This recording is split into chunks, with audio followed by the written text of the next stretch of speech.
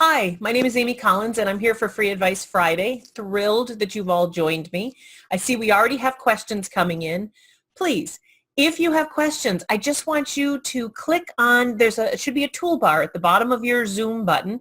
And if you get to the bottom of the Zoom screen and hover your mouse, the toolbar shows up, and you should see a Q&A box. You can type in all of your questions there. There's also a chat box. You're welcome to chat in there if you'd like. I'll keep an eye on both.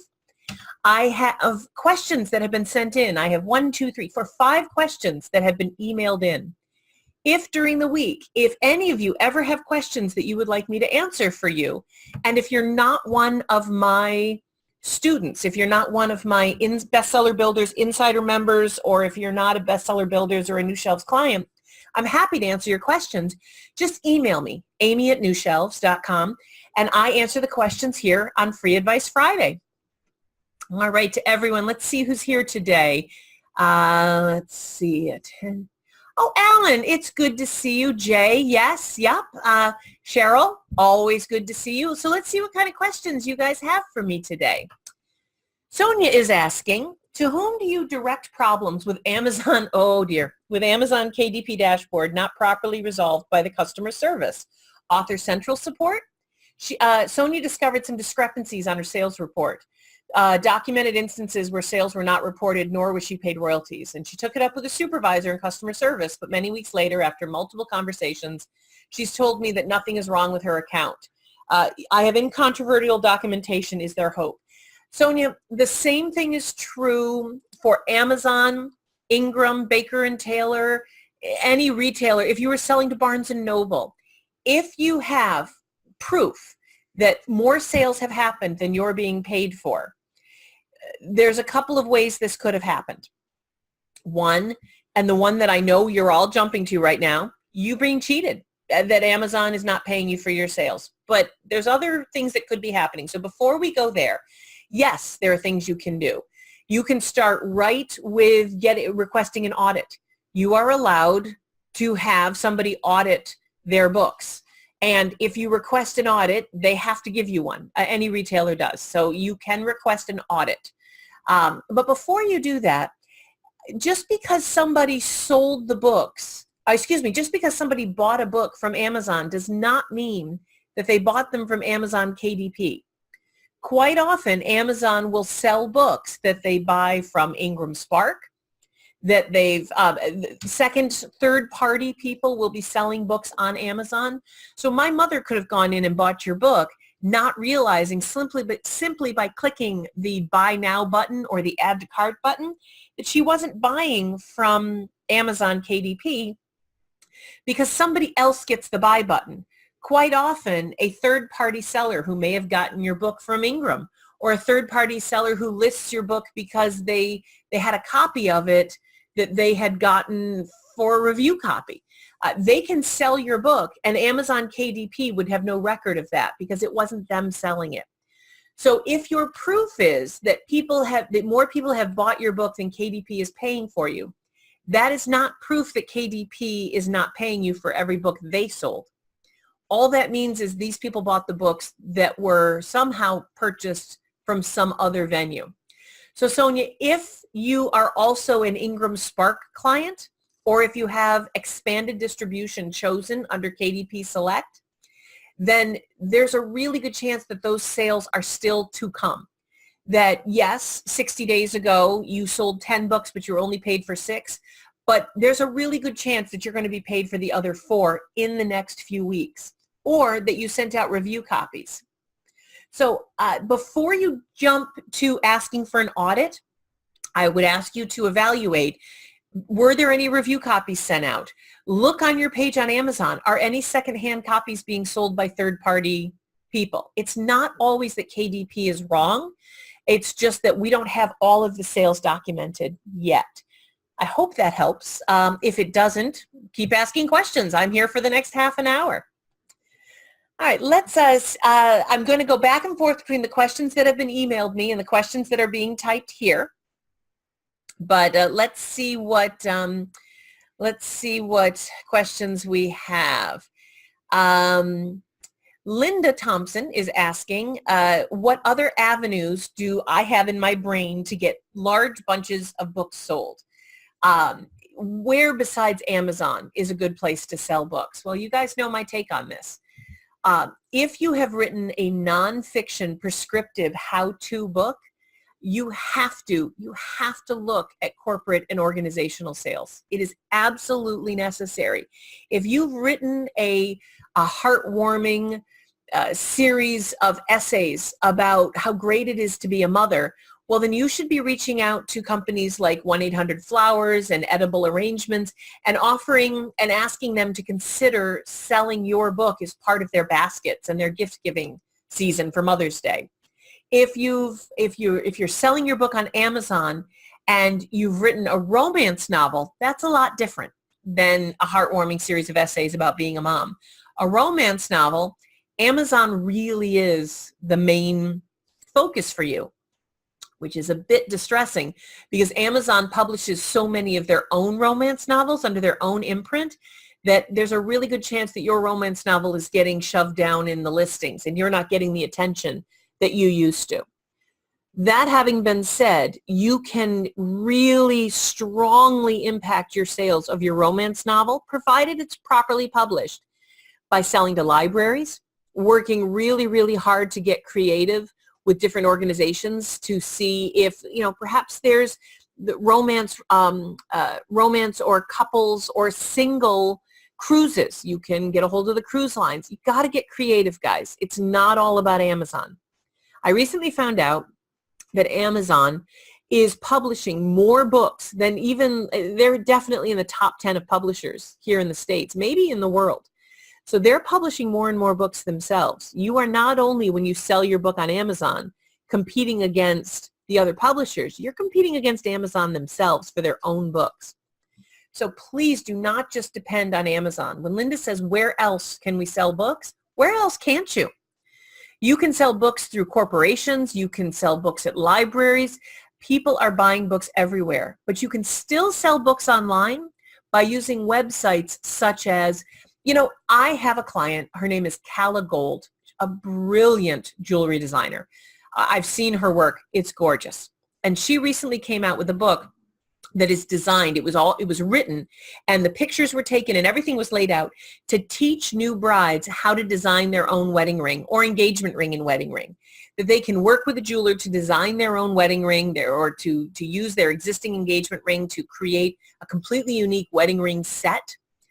Or this book is also fantastic for brides who are already working with a jewelry designer.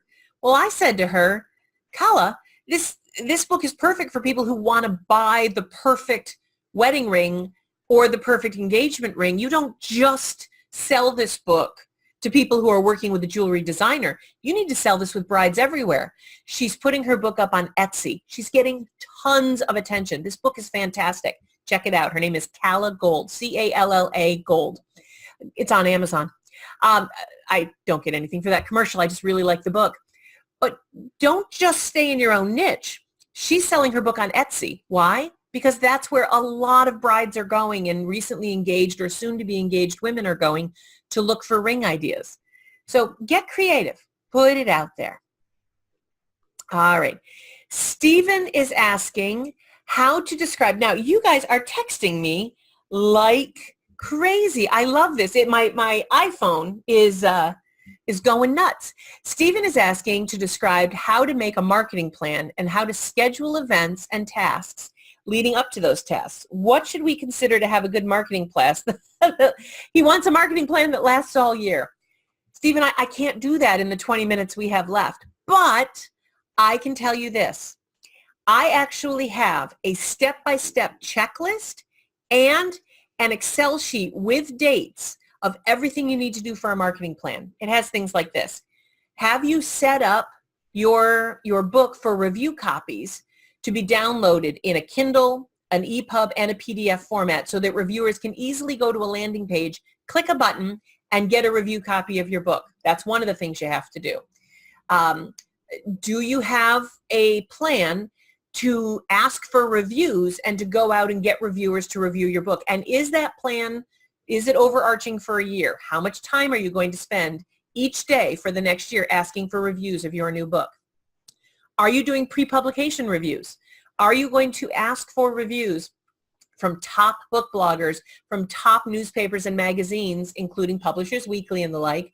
Are you going to ask for those 3 to 4 months before the book comes out? If you're not, then you can skip that. But if you are, you need advanced reader copies. There's a lot that goes into it. This is a pretty big question you're asking, Stephen, and I'm happy to answer it. But I actually have it on a checklist with dates that you can fill out on my website. If you guys go to New Shelves Books/store, New Shelves Books/store, you will be able to find something called the Amy Collins Marketing Checklist. It's totally free, doesn't cost you a thing. It's $0. You can download it. It's an Excel sheet that has some bloggers that you can research. It's got a checklist of what I think you need to have in place. And it has an entire list with dates that you can punch in. You start with your starting date, your pub date, and it literally fills in the deadlines for you. It's all set up. It's totally free. I offer it. I hope you find that helpful, Stephen. Let's see. Next question.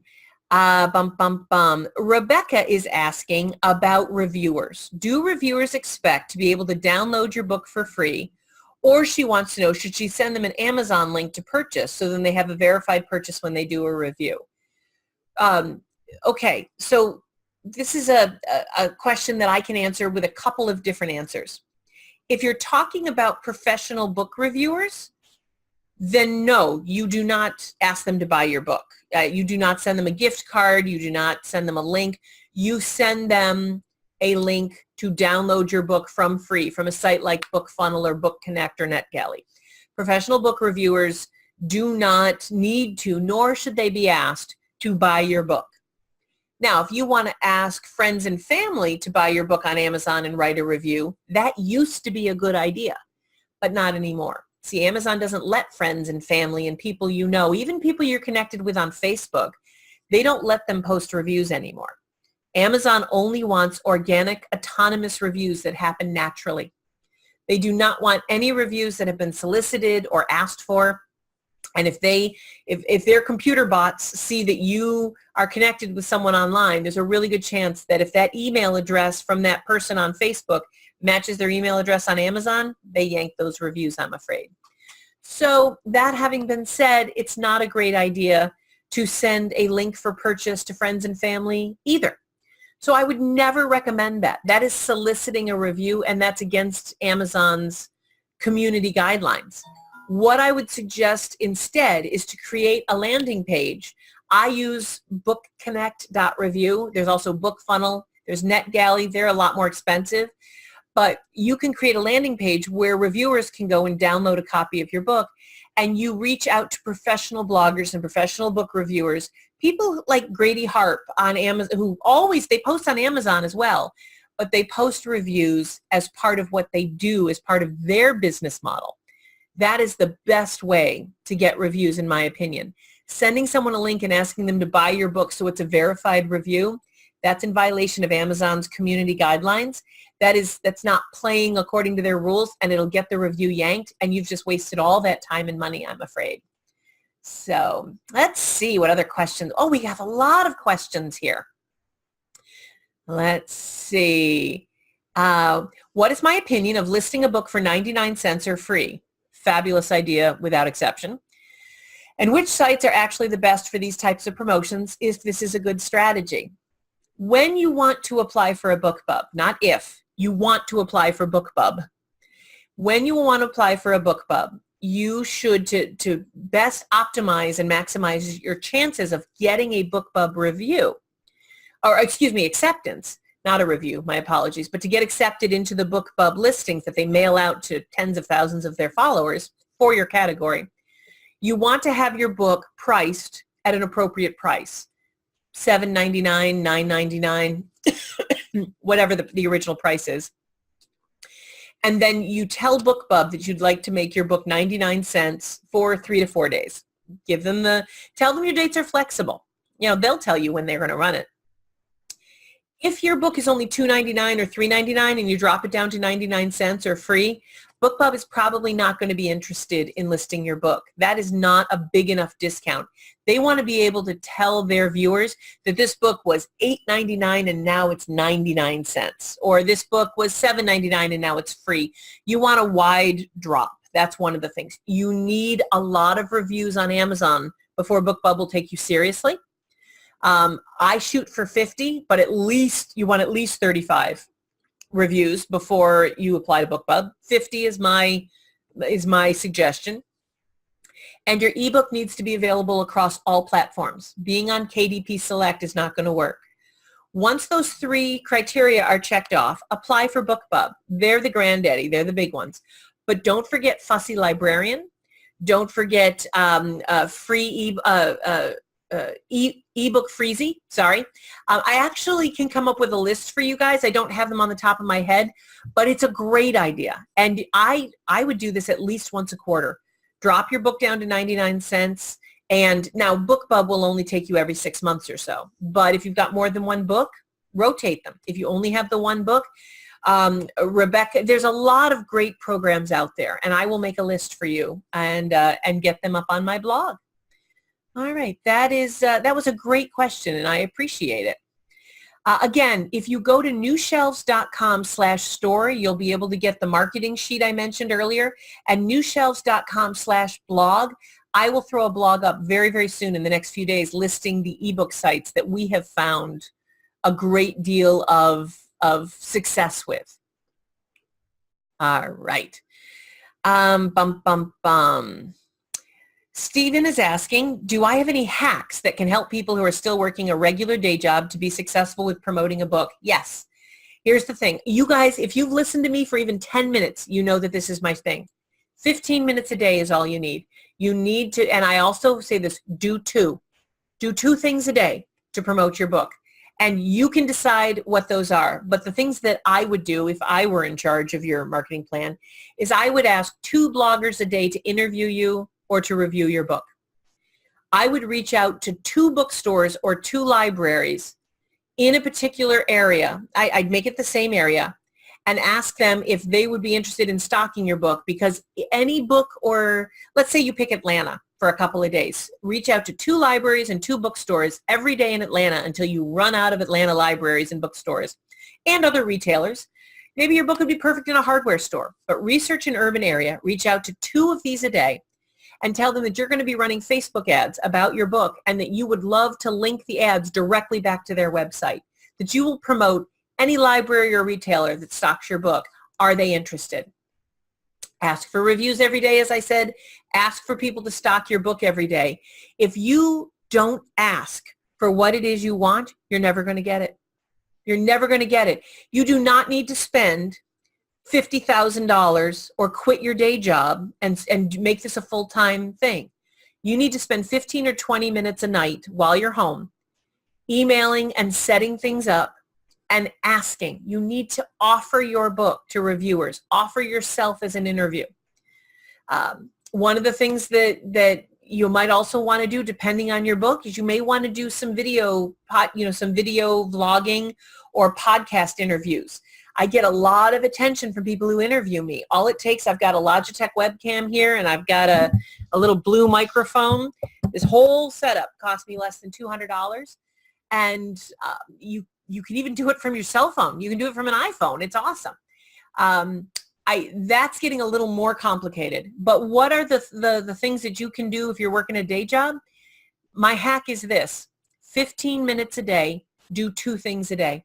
Ask for reviews, ask for a sale. Offer yourself or your book for review.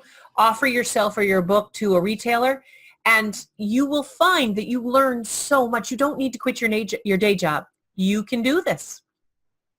All right, let's see. Other questions. April is asking, she wanted to ask my thoughts on putting the title of her book on social media before it's published. She's considering self-publishing and she thinks it's okay, but she doesn't want to risk having the title stolen. I'm not going to tell you what the title is because she's afraid of it being stolen. And she's afraid of putting it out on social media, but she wants to put it out. April, you should be so lucky. getting the word out there. And it's a great title. It really is. But so what if it's stolen? You cannot trademark, you can. You cannot copyright a title. And putting it out there on social media and starting to get attention with your cover and with your title, you want everything shared. Nobody can steal something that you don't own. You do not own that title. You cannot copyright a book title. You can trademark a look, a feel, a phrase, and a title series name, like For Dummies is trademarked. But that costs a lot of money. Put it out there, April. Get it out there. It's a great title. It's evocative. Start getting the conversation going. Do not be afraid of that at all. All right. Stephen's asking, what tips do I have to work with corporations on how to contact and partner? I am not an expert at corporate sales, but I tell you who is. Brian Judd, J-U-D. Brian, B-R-I-A-N, Judd, J-U-D. He is a corporate sales guy. I am afraid my experience with corporate sales is pretty minimal. I can sell to Target. I can sell to Walmart. I know how to sell to Michael's Arts and Crafts. I'm so sorry. I will never tell you guys stuff I don't know, but I would suggest that you reach out to Brian Judd. He's also got an organization called AASP, I believe.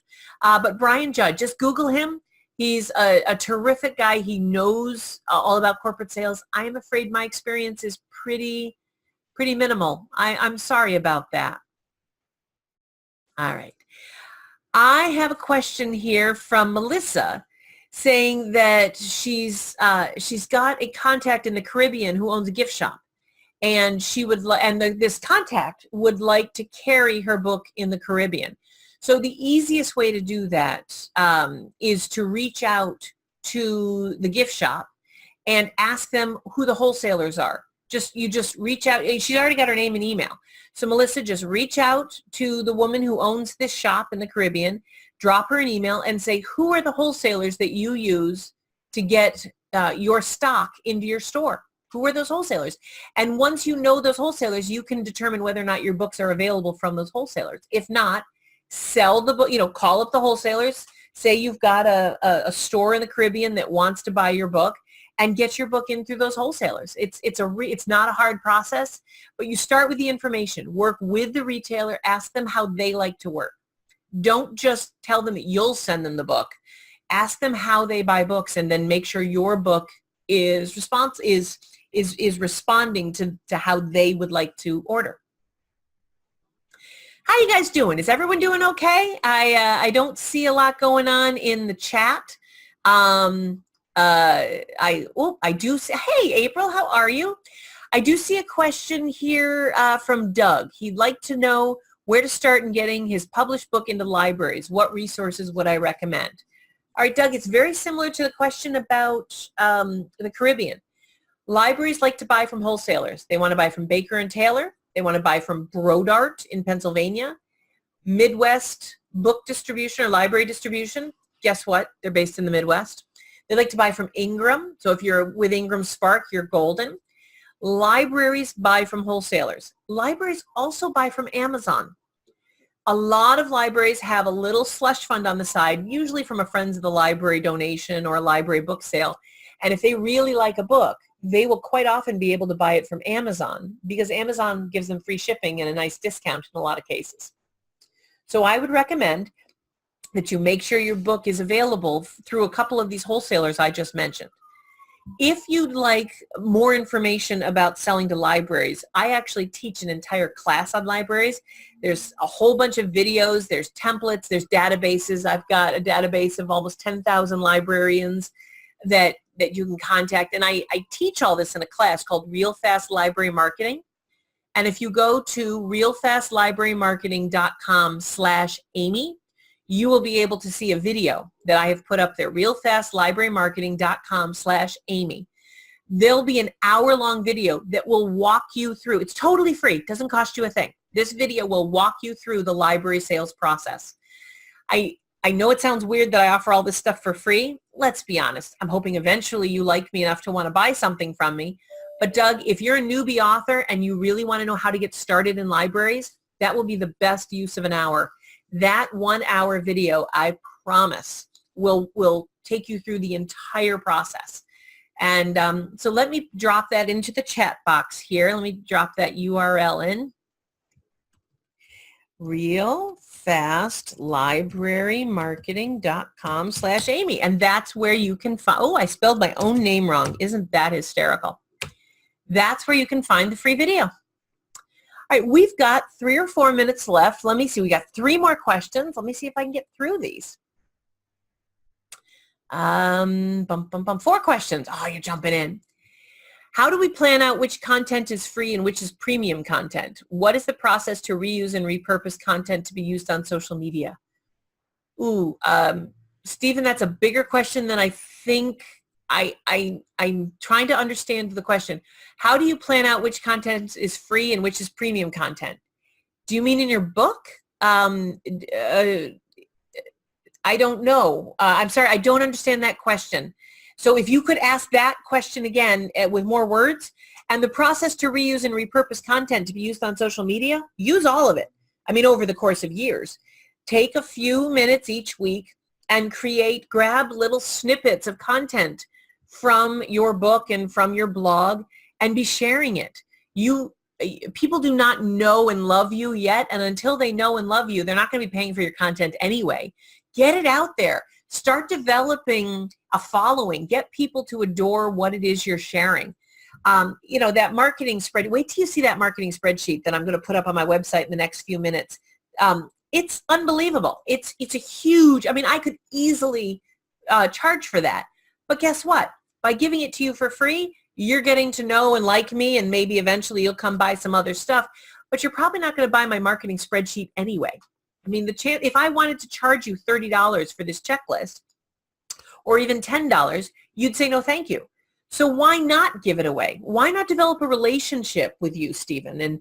There's nothing wrong with giving away content. I have more content coming. It's not like I'm about to have an aneurysm and I've got no more creativity coming. The more you give away, the more that comes in. That's not some weird, law of attraction thing. That's just life.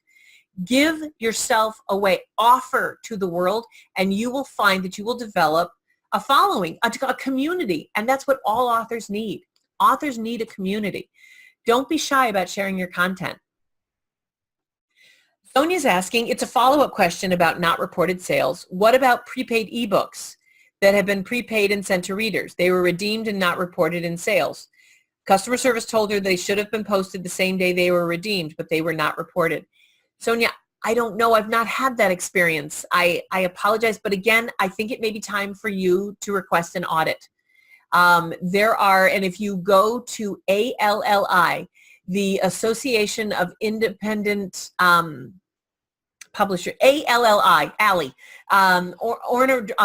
Orna Ross runs it. It's fantastic. They've got a resource list there. IBPA-online.org is another great organization. The IBPA, Independent Book Publishers Association, ALLI, ALLI. These are 2 organizations that would be happy to recommend auditors whom you can hire to reach out to Amazon and request an audit. Other than that, I don't really have any advice other than if I was still working for a big publisher, they'd be asking for an audit. If you truly feel that you're being significantly shortchanged or even shortchanged a little bit, go for it. You should absolutely request an audit. Let's see. All right, guys, I have time for one more question. Stephen is asking, what systems do you recommend to follow up with calls and contacts to ensure nothing falls through the cracks? Stephen, what I do is I use a tracking sheet on Excel. And what I'm going to do, I'm going to put it up on my website this afternoon. So I've asked you to go to newshelves.com/store and look for the Amy Collins marketing checklist. But you know what else I'm going to do? I'm going to put on that checklist, I'm going to put a tracking sheet. I'm going to make sure you check the tabs along the bottom of this Excel sheet. I have a tracking sheet that I use, and I will put that sheet in the marketing checklist as a tool for you or for anyone who wants to download it. Just go to newshelves.com/store. Look for the Amy Collins Marketing Checklist. By the end of day on March 8th, 2019, give me an afternoon to put it together, and I will put my Excel spreadsheet that I use personally.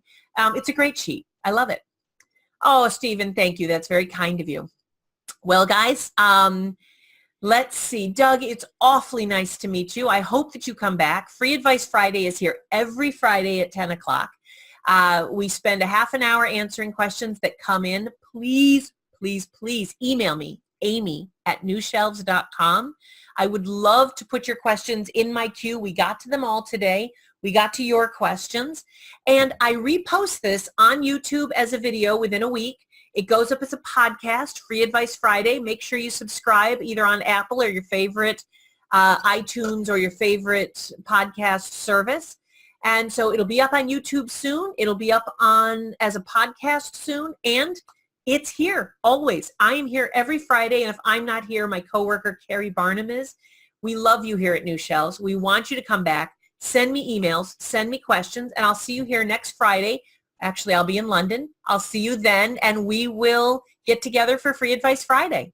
Bye, guys.